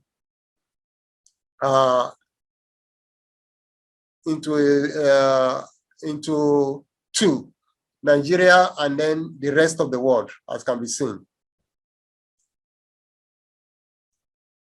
And then the 57 old sectors have also been mapped into 9 sectors. So this is what we have done. We have mapped the 57 sectors into 9 sectors, just to accommodate the Nigerian model. And then the factor endowments, the primary factor aggregation has been mapped from the 8 old factors in the GTAP to 5 new factors. For the elasticity parameters, we have employed utility functions and elasticity parameter values that best describe our consumer preferences in Nigeria. And from literature, as you know, after I tell, we have 4 classes of behavioral parameters: the elasticity of substitution in both consumption and production, then the transformation elasticity for endowment commodities, and this determines the degree of mobility of primary factors across sectors. Then we have the flexibilities of regional investments, which determine the flexibility of regional investment. Then we have the consumer demand elasticity, which is based on the constant difference of elasticities, the expenditure function, the CD expenditure function. And naturally, this is calibrated to the income and home price elasticity of demand after it all. Then deriving from the framework, from the model, these are what obtains for the Nigerian situation. But what I want us to pay attention to here is just the demand parameters, which concerns the consumer income, the income parameter, and then the consumer substitution. And we drill down on this further. From the model, we derive for Nigeria the following for each of the sectors as given. What I want you to note here is that the income parameter, which is a parameter related to the income elasticity of demand, is larger in areas where we have larger income elasticity. For instance, in services, in non-traded goods, and in natural gas and electricity. Then we have the substitution parameter, and these are the values we got for Nigeria and then the rest of the world. This, as you know, is related to the compensated own and cross price elasticity of substitution as defined for the various commodities. So the larger it is, the larger the value of compensation on their own price elasticity. And then we see that for complements, the Leontief complements, the substitution parameter will either be be equal to 1 for all goods. And this becomes substitutes as the substitution parameters become smaller. So, and for independent goods, the substitution parameter is usually 0. But we don't have any 0 on this. Usually, the rule is that the substitution parameter lies between 0 and 1, as can be seen here. But on a general note, the constant difference of elasticity collapses to a Douglas utility function when all the income parameters become 1 and when all the substitution parameters become 0. And in order to get a Leontief utility function, we have the income parameter becoming 1 and the substitution parameter becoming 1 also. So when they are equal, we have a Leontief utility function.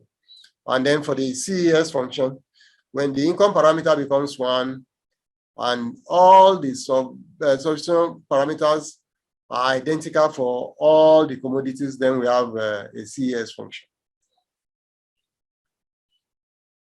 So the model assumption is based on our usual neoclassical assumption of economic agents' behavior, of constant returns to scale and perfect competition in both factor and output markets. We have 0. 2 minutes left. And a balanced budget for each agent. And then the economic agents in this model we have 4 representatives: household, investors, government, and then the rest of the world. And then we have demands for commodities by producers, households, investors, and the government.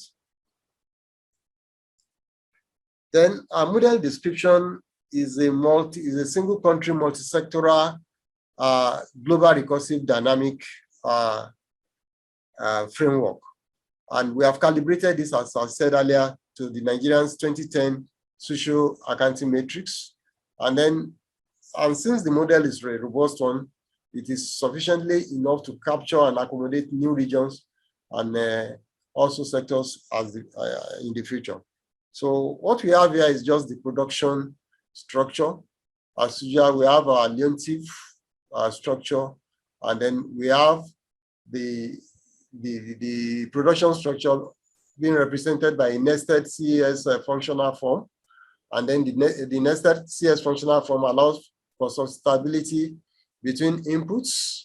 And we also, at the intermediate level, assume that the intermediate inputs and the value-added factor energy bundle are complementary. And at the lower level, we have substitution of inputs. So we are using a cassava-based feedstock for our ethanol production in Nigeria. So the CS functional form applies in this situation because it's a substitute to other crops. Then the household demand derived from the Subsidiary function, the CDE function, and we have a detailed land representation as usual. Then for the land. Sorry, but time out. Okay. Thank you, sir. Okay, I checked the chat. There are no questions so far for Emmanuel. So who would like to start and interact with him?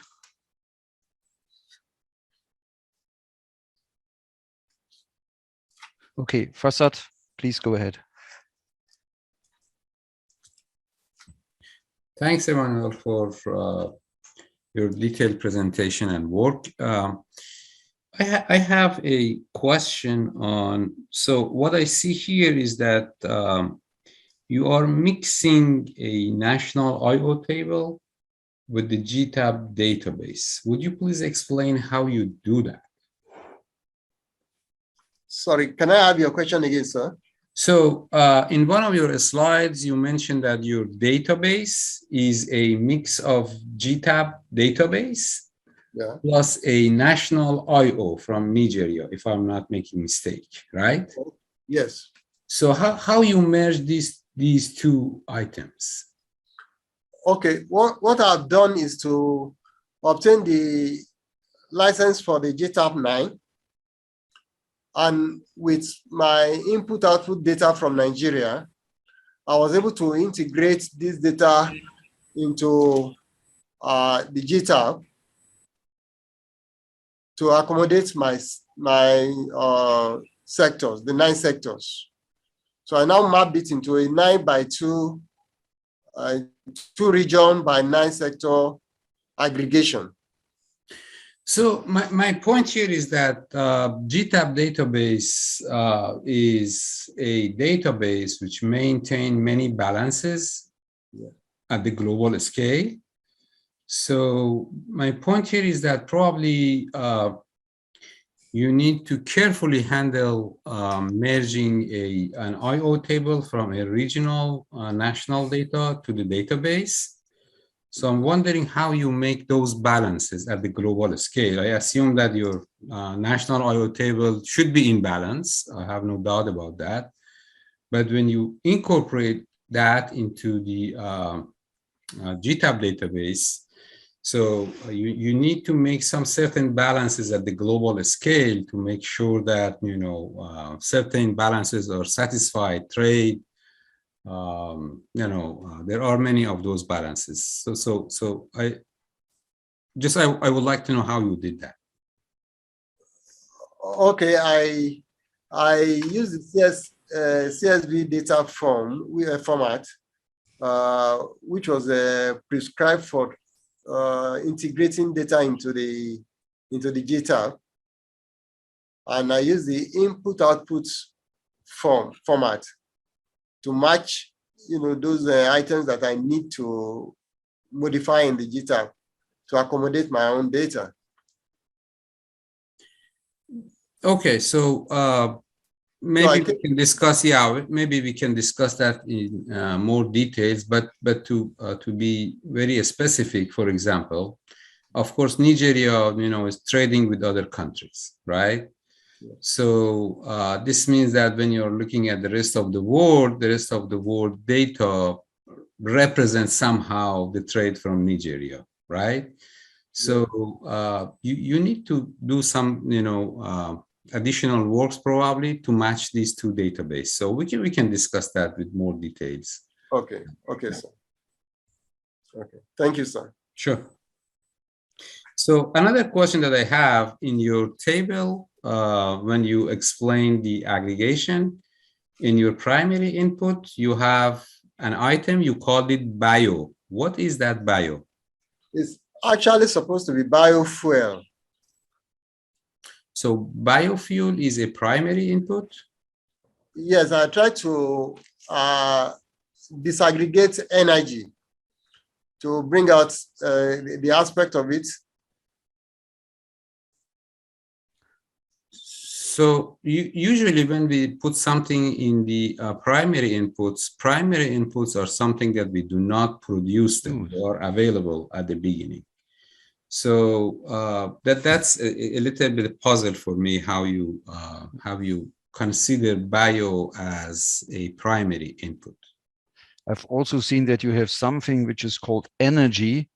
Yes. In your GTAP aggregation that was mapped to a labor category, agricultural and low skilled. Okay. So perhaps you need to revisit there, perhaps the description of the GTAP database to look, go one back where you have shown this the GTAP X screenshot from the factor aggregation. Aggregation. Okay. There, yeah, yeah. One down. The factor aggregation, yeah. Okay. So you have something that where you say new factor code energy, and that's mapped to a labor category. And that's naturally highly confusing, at least when somebody tries to read your database. Huh? Okay. Okay. What could happen is what I was actually trying to get out was to see if I could bring out biofuel from you know, is in two parts, from agric and energy, you know, to see if I could single it out at this point. Yeah, I think it would be good if you link up there with somebody who has experience with working with the GTAP database, because it looks you could introduce some curious elements there in your model database if you don't understand fully how the GTAP database is structured. Yeah? So I really recommend you to communicate with Angel from the GTAP Center.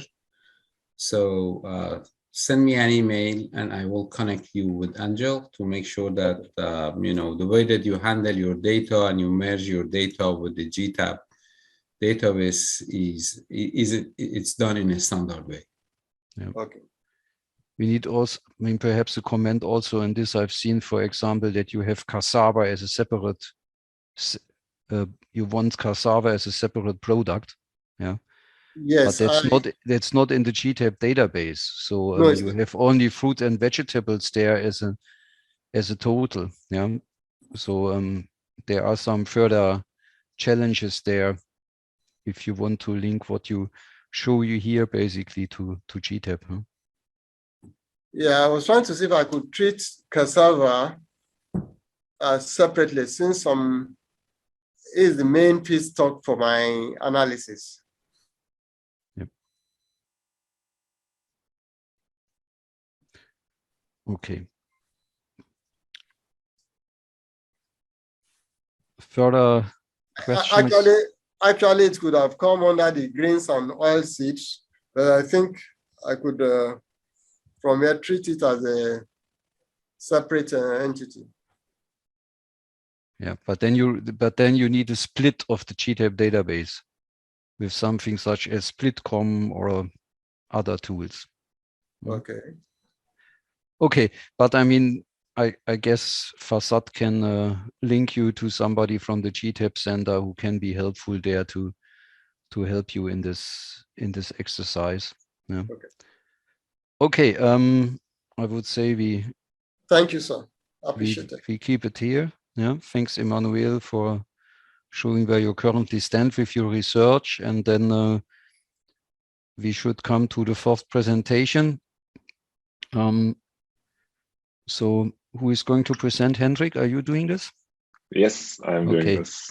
Then if you could share your screen. So Hendrik. I think Emmanuel has to go out. Okay, let me exit. Yeah.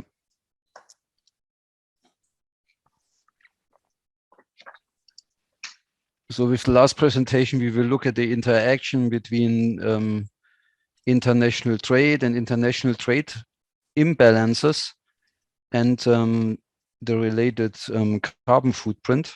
So how that's exactly done, Hendrik will enlighten us. So the floor is you. As anybody else, you have 20 minutes for presentation, and then we have 10 minutes afterwards for questions and answers, comments, and discussions. Please go ahead. Yeah, thank you very much. It's a great pleasure to be here, even though it's a small pity not to be in Rwanda right now. I would have preferred to be here in person. Anyhow, today I want to present preliminary work I do together with Joschka Wanner. He's a great colleague from University of Potsdam. And we were looking at the carbon footprint of global trade imbalances So to give you a little bit of background, what was motivating our question? So what is the carbon footprint of global trade imbalances? I want to present you 7 stylized facts that are not new, but we try to stitch this together, that maybe you are also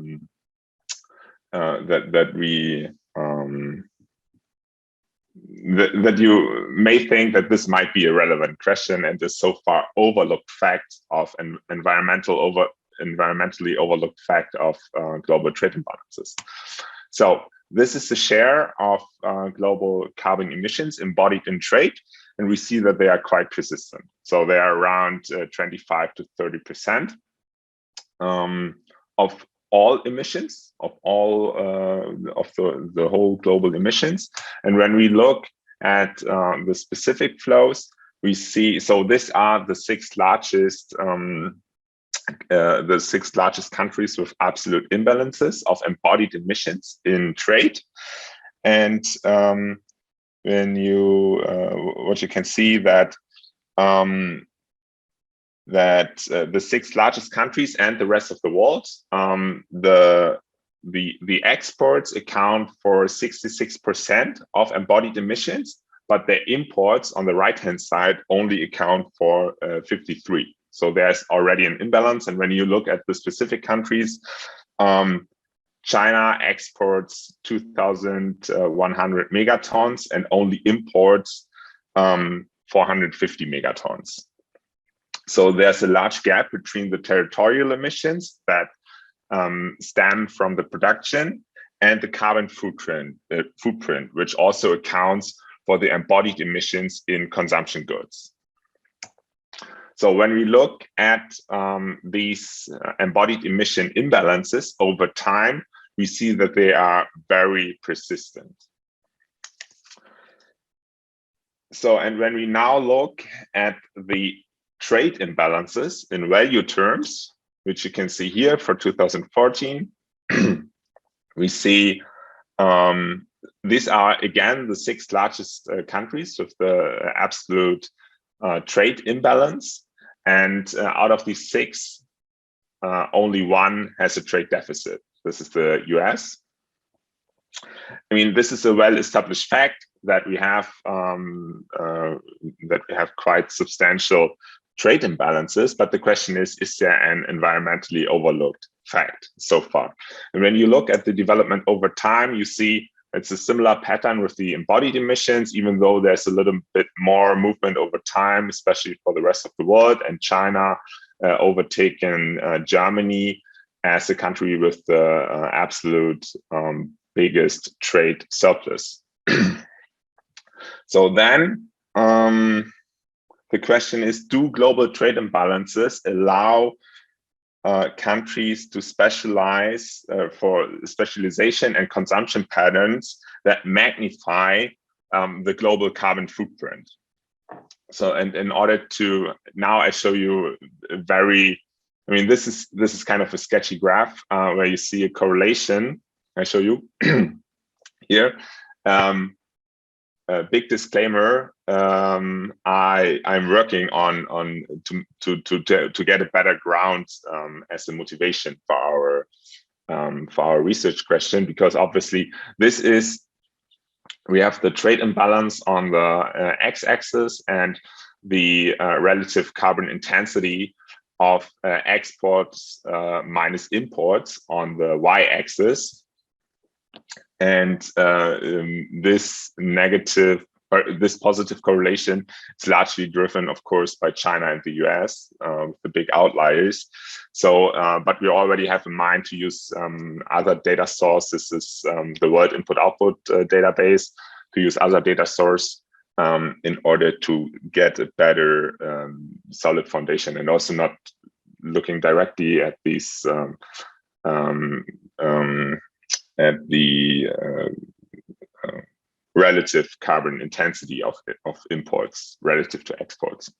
But you see, okay, there might be a correlation between running a trade deficit and importing more carbon-intensive goods than exporting that the carbon intensity of their exports. So, but the question is, so this is the one thing about the relative emissions in exports versus imports, and the other question is which countries are running a trade surplus. And when you look at so when you look at the countries, the 10 largest fossil fuel exporters, you see that 8 of 10 are running a trade surplus. So it's not only about the carbon intensity of the goods that are traded, but also about the products which when you use them cause carbon emissions. So these are the two mechanisms that we think of when we think, okay, why can trade imbalances can have an effect on global carbon emissions? Because exporting fossil fuel intensive products, as for example China, China with their trade surplus, they are supplying the world with carbon intensive consumer goods. While the second mechanism is that the fossil fuel exporters, when they have a surplus, obviously they are supplying more fossil fuels to the world market, which when they are used in consumption or production causes emissions. So in order to quantify what happens when we remove specific or all trade imbalances simultaneously, we need a general equilibrium model to account for general equilibrium effects along the whole value chain with input-output linkages. And this is what we did. Before I present you the model, let me first tell you how our research relates to existing literature. So what we not do, we don't look at the sources of trade imbalances. So sources of trade imbalances are there are multiple macroeconomic factors that affect trade imbalances. We don't have a mechanism in order to exogenously determine trade imbalances, but what we do is we look at the consequences of trade imbalances and of removing trade imbalances, and this is quite in line with the thought experiment of Deckel, Eaton, and Kortum in their two papers, 2007, 2008, but they looked at the welfare effects of trade imbalances. So where we also relate to is, and this is only like, there's not much done yet. So from trade imbalances and how they affect the environment. There's this, in the upcoming handbook chapter of Copeland, Shapiro, and Taylor in the Handbook of International Economics, they state that trade imbalances might be a setting where countries are able to outsource pollution emissions to their trading partners. And this is exactly what we look at. And then there's, you also relate to a lot of literature on, or emerging literature on emissions in structural gravity models. So now let me briefly introduce you to our model. We built a quantitative trade model, a la Eaton and Kortum. It's a Ricardian comparative advantage trade model, which features trade between n countries in multiple sectors with input-output linkages, as in the extension of Eaton and Kortum by Cayeno and Paro. We introduced 3 different types of sectors. All of them are part of the overall set J of sectors. We have primary fossil fuel sectors that you can think about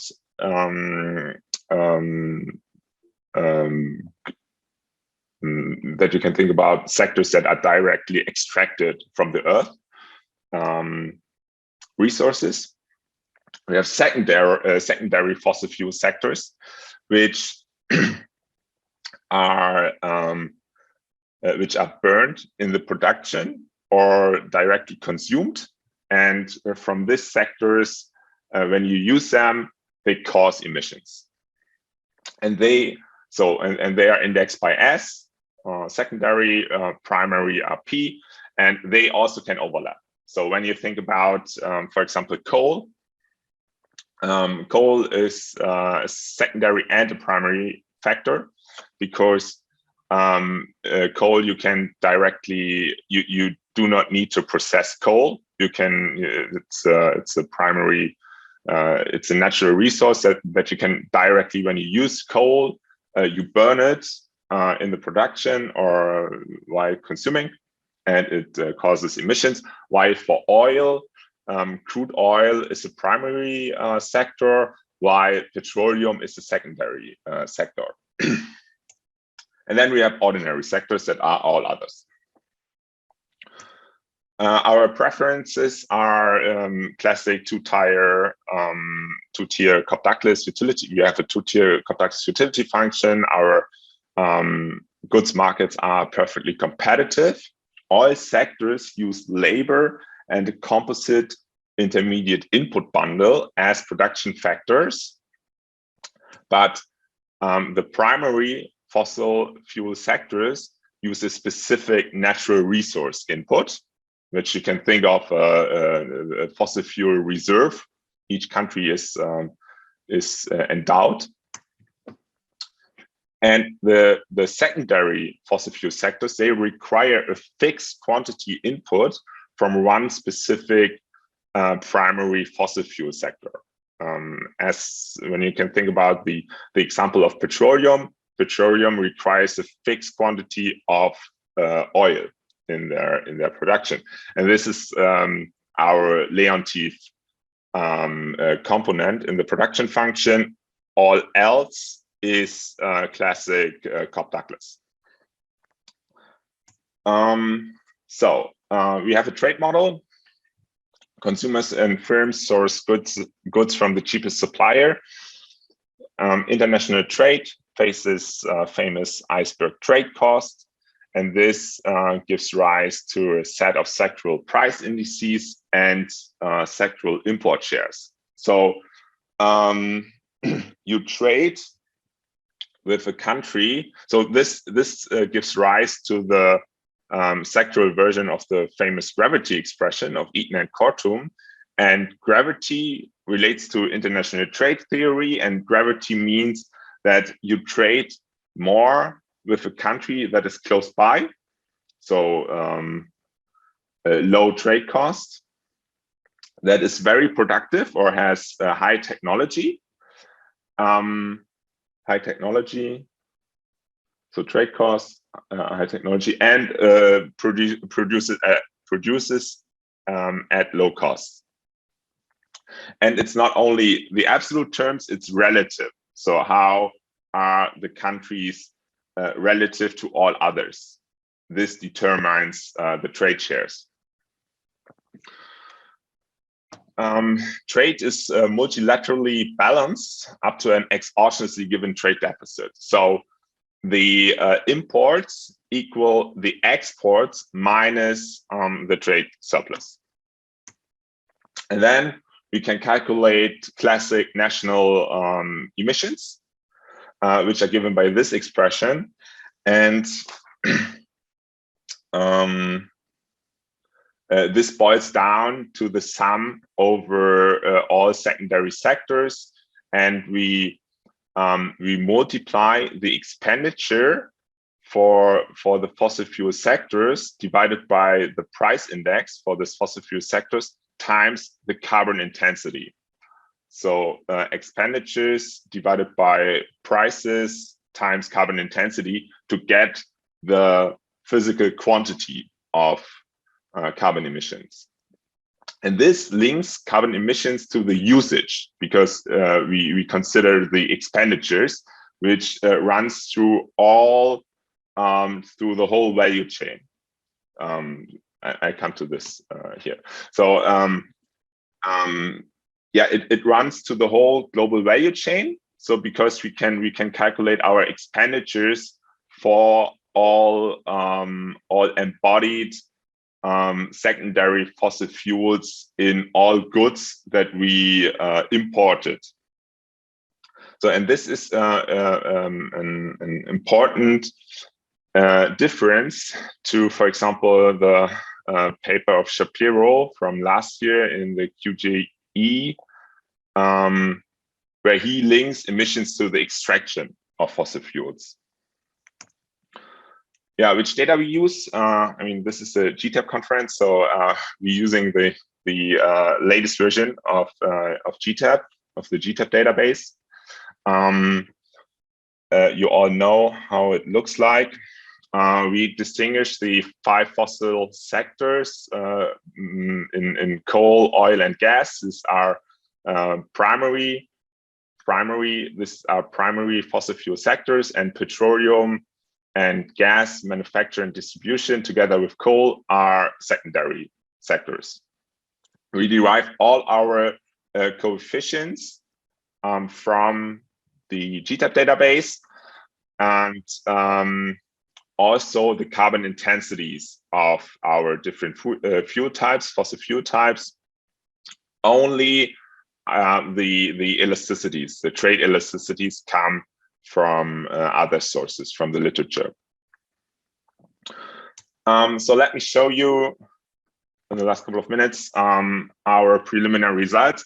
Preliminary because so the results I show you now, they don't have this distinction between different production factors for primary and secondary fossil fuels. We have here already the whole input-output linkage, but to solve the model for multiple factors, we were only able in the last couple of days, and I haven't run all 150 scenarios yet. So these are preliminary numbers. So what we did, 2 thought experiments. First was what happens when we balancing each country individually and separately. So 141 countries, 141 different scenarios. And the second, what happens when we balance them all simultaneously. So what you can see here, the results. 2 minutes left. Yeah, the results of the first thought experiment, and here you see what happens when you remove each country's trade imbalance and what happens to the global emissions. So what's displayed here is how global emissions change when you remove the trade deficit of the US or Canada and so on. So what you can see, the top 5 countries with the overall biggest effect on global carbon emissions, 4 of them are big fossil fuel exporters. And the largest effect is from removing the Qatar trade surplus. This brings down global carbon emissions by 62 million tons. But what's interesting is as well, what are the relative costs, so to say, of removing trade imbalance? So when you compare the absolute value of removing the trade imbalance per country, and then you see that that if it wasn't for its size of the huge trade deficit of the US, the effect on global emissions would be minor from removing the US trade balance. So while, for example, Australia, which is heavy on coal, when you remove their trade surplus, this has per million US dollar of trade imbalance has a way bigger effect in terms of tons per CO2 decrease in global carbon emissions. And then what happens when we remove all trade imbalances simultaneously? Here is now displayed what happens to the country's national emissions. And here you see quite a lot of heterogeneity. What might be interesting, the emissions of island increases by 70%. They have a trade balance of 1/3 to their national GDP, while, for example, in Benin, it decreases by almost 50%. So to sum up, what we did, we implemented carbon emissions into a quantitative trade model and examined the environmental consequences of global trade imbalances. Our key findings are that indeed the current pattern of global trade imbalances raises environmental concerns. And to give you some perspective, so removing all trade imbalances simultaneously, the last figure I showed you, brings down global carbon emissions by 0.62%. And this might not sound quite a lot, but when you compare it to the overall impact of international trade on global emissions, so Shapiro in his American Economic Journal paper 2016 calculated that international trade accounts for 5% of global emissions. So going to complete autarky, all countries would only bring down global carbon emissions by 5%. And when you then compare this to a reduction of 0.62%, this is reducing the overall carbon footprint of international trade by more than 10%. Yeah, and that's it. Thank you very much for your attention. Yep. Thanks, Hendrik, for the presentation. I don't see any question being posted in the chat during your presentation. So then we can turn to the audience, and Farzad comes up with the first question, please. Yeah, thank you. Thank you. It's a nice work. I enjoy it. So would you please go back to the correlation chart that you present? I shouldn't have shown you. Yeah. So a quick question. So let's say suppose you remove US and China. What's happened to your analysis? Yeah, then I think it's still positive. Or I know it's still positive. But yeah, I mean, there's a lot of noise. Yeah. So and even when I look at the numbers that you have in here, you have R, which I assume is R squared. It's R. Yeah. What is the rho? P. It's rho or P? What is that? It's P. Okay. Okay. So it seems not as significant, right? Yeah, it seems it's not statistically significant, if I understand it correctly. So I think it's statistically significant, but it's largely driven by US and China. Yeah. When you remove this from the sample, then it vanishes. I mean, it's, yeah. So, yeah. So I think it's important to, if you could, eliminate these two and see how your results are changing in general at the end of a story. So, and then the question that I have, so it's basically that's basically is the issue of accounting emission, right? Meaning that when we are allocating emissions, should we allocate the emissions to the exporter of fossil fuel or to the place that we consume that, right? It's not only about accounting. It's about what happened when you limit the ability of.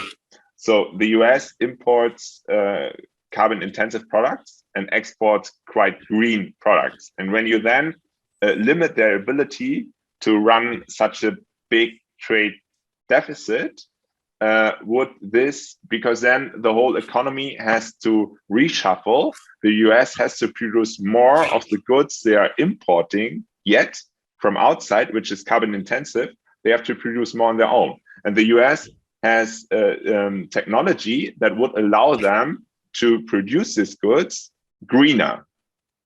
I mean, I think, yeah, that's, and while, for example, Germany produces, they have a huge trade surplus, but their trade surplus supplies the world with quite green goods. And the question is, what happens when you remove all these imbalances? So my point here is that, sorry that we are bilaterally discuss.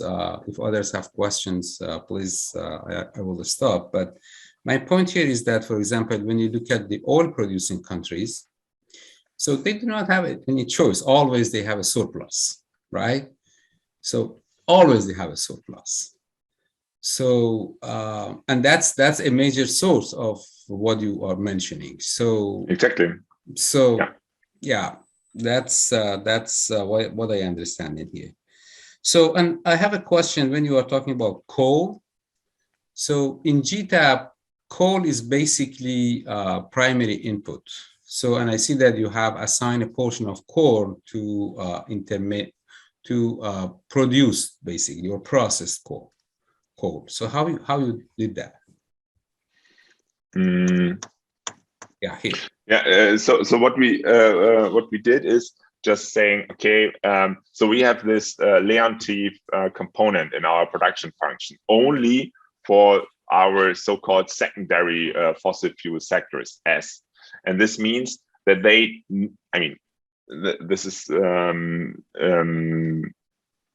this means that they need this primary fossil fuel inputs in a fixed quantity. And coal is both primary and secondary, because coal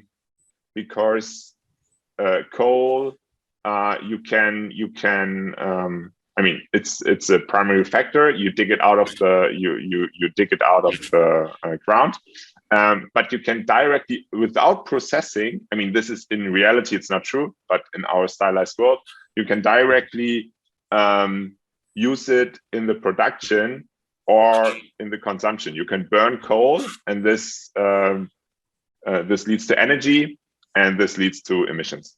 So my question is, in GTAP, we have a sector which says coal, right? Mm. So, and that's not a primary sector. It is a process sector. Yeah.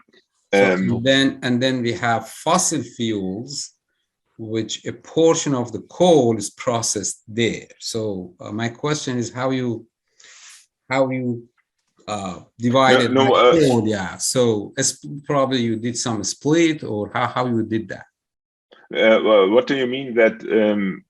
I mean, in the GTAP database, you have the sector coal. So you have oil, you have gas. Yeah. So we have sector coal, and coal is a processed product. Yeah. Not the primary. Yeah, exactly. So, this is then. So what we did is, I mean, you have the factors in GTAP, and usually,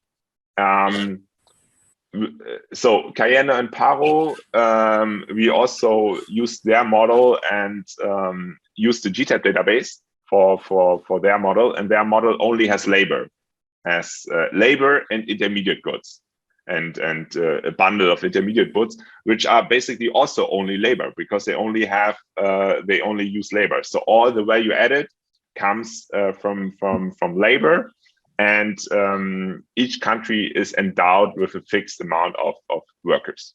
And so what we did then, we distinguish now between labor and fossil fuel or natural resources, and this is what we take from GTAP. So we use the natural resource in the sector coal as an input. Okay, thank you. Yeah, you're welcome.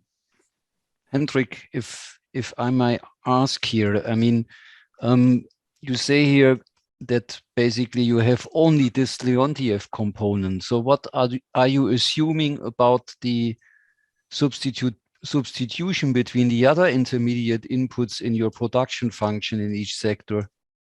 Yeah, this is just Coptacus. So it's a nested Leontief component only for the secondary. And the rest is fossil fuel sector. Koch-Douglas. Yeah. Yes. So I can replace services by coal or by manufacturing goods or by labor. It doesn't matter. It's all one-to-one. It's all one-to-one. Actually, it's a nested CES for the intermediates, but the nest is Koch-Douglas. So I mean the upper tier, and you can substitute. You can substitute between this Leontief component and intermediates with the Koch-Douglas. And in between all the intermediates with Koch-Douglas, or is this again Leontief? In the intermediates, it's CES. With what type but actually substitution elasticity? Yeah, actually no. No, think about in the intermediate bundle. It's think about it's Koch-Douglas. Actually, you can write the model in a way that the second tier you can write it either as a Koch-Douglas or a CES. It's I don't need the substitution elasticity. It's a little. Also it's quite. It makes me my head spins around this because I'm not there to fully understand it, how this is done, but this is how Eaton and Kortum did it almost 20 years ago, and yeah, there's a lot of literature showing that you can either write it as a nested CES or a nested Koch-Douglas. Okay, I mean, we know that the Koch-Douglas is a variant of a CES, which has a substitution elasticity of one. So okay, I mean, this is something which is naturally fundamentally different from CGEs, which typically have a much less flexible technology. Yeah, so that is something which might be good also to do sensitivity analysis on if you have a CES to test what these assumptions mean. The other one is, I mean, these trade balances, they come along with BOT equal to BOP. So your balance of payments must be equal to your balance of trade. So currently, I mean, with a huge trade imbalance such as Germany, it means basically that you also export part of your income to other countries. So I'm wondering basically how you can simply remove a trade balance here. Yeah, in your model, there must be some macro balancing going on which you haven't shown us. Yeah. Yeah. So actually, I mean, this is this model type. It's relating to the new quantitative trade theory, and there's another session starting in 50 minutes. From Eaton Kortum, actually, there's a host trying to bridge this gap between traditional CGEs and new quantitative trade theory. And this uses this new quantitative trade theory, and there's it's compared to traditional CGE models. It's way more smaller. So it doesn't have this macroeconomic. I don't have government income. I don't have. Yeah. So we do not export income. The trade imbalance here is exogenously given. But sorry, I mean, that means that you have money which you spend in the starting point, and you must describe what happens to that money if you remove the trade balance away. I mean, that your model is simpler doesn't mean that. No, it means that Germany has less expenditure to spend on it means Germany has less expenditure to spend on imports because they have such a big trade surplus. Sorry, but time up for discussion. Okay, yeah. Perhaps I should go into the next question to solve that hassle. It's perhaps a little bit unfair to expose Hendrik to his questions. So thanks a lot. to all the presenters for being here and show us new insights, and then take the opportunity perhaps to interact also with the presenters over emails or the WOFA tool. If you have further questions, I wish you all then an enjoyable rest of the conference and a nice summer break.